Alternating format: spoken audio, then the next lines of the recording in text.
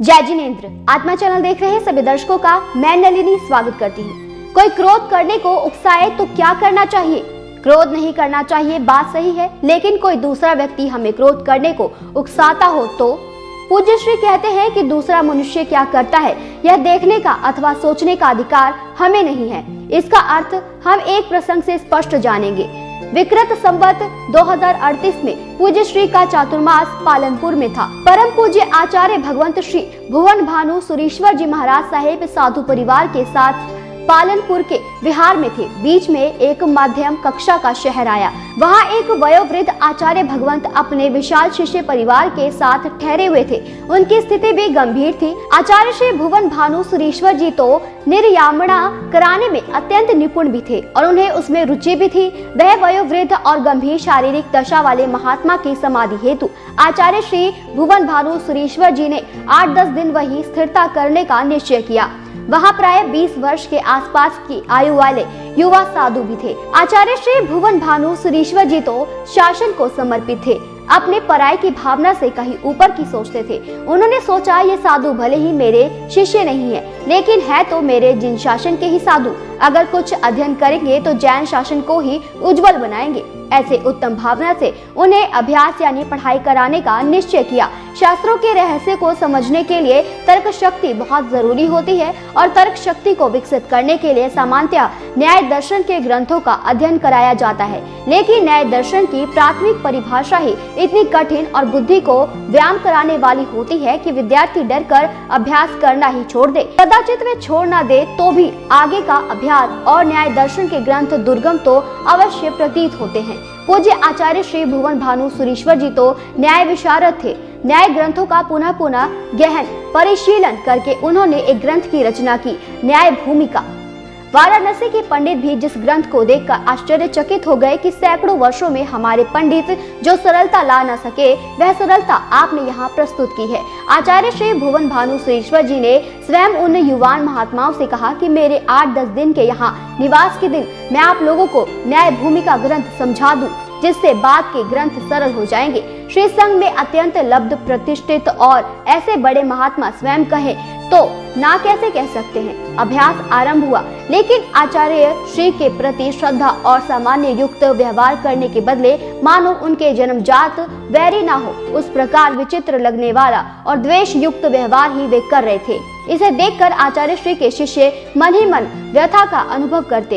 एक दिन शिष्यों ने फरियाद की कि गुरुदेव आप तो अप्रमत्त साधक है। 24 घंटों में 26 घंटों का काम करना जिससे 1 मिनट भी व्यर्थ न जाए, यह आपका सिद्धांत है। इतनी व्यस्तता में भी आप किसी भी तरह समय निकालकर महात्माओं को अभ्यास करा रहे हैं, परंतु उनको तो मानो इसका कोई मूल्य ही नहीं है। ऊपर से आप श्री की मान हानि हो ऐसा विचित्र व्यवहार ये लोग करते रहते हैं, तो उन्हें सिखाना ही बंद कर दीजिए ना।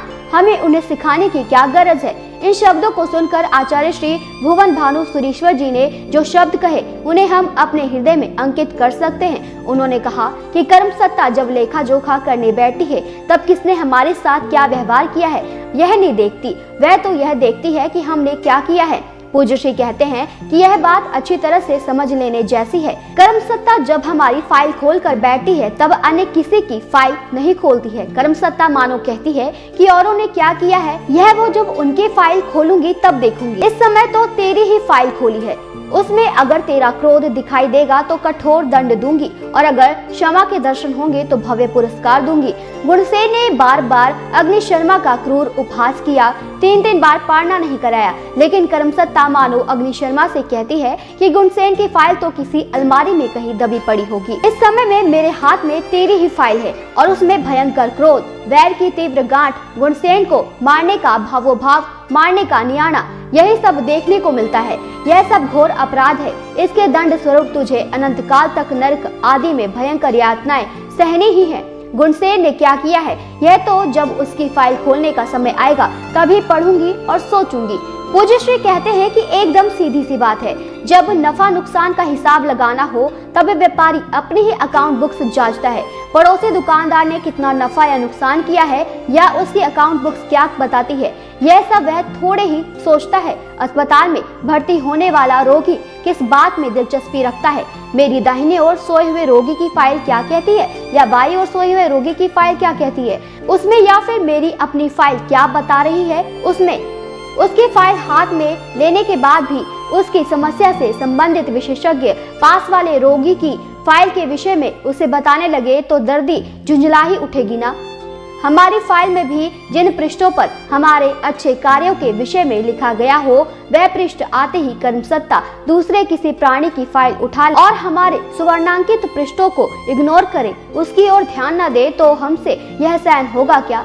नहीं ना। इसलिए कर्म सत्ता कह रही है कि जब जिसकी फाइल हाथ में ली तब उसी फाइल को देखना है, औरों की फाइल में तब देखना ही नहीं है। लेकिन अगर हम कर्म सत्ता से कहे कि उसने ऐसा किया इसलिए मैंने ऐसा किया, तो इस विषय को और स्पष्ट रूप से जानेंगे अगले भाग में। ऐसे ही देखते रहिए आत्मा चैनल। जय जिनेंद्र।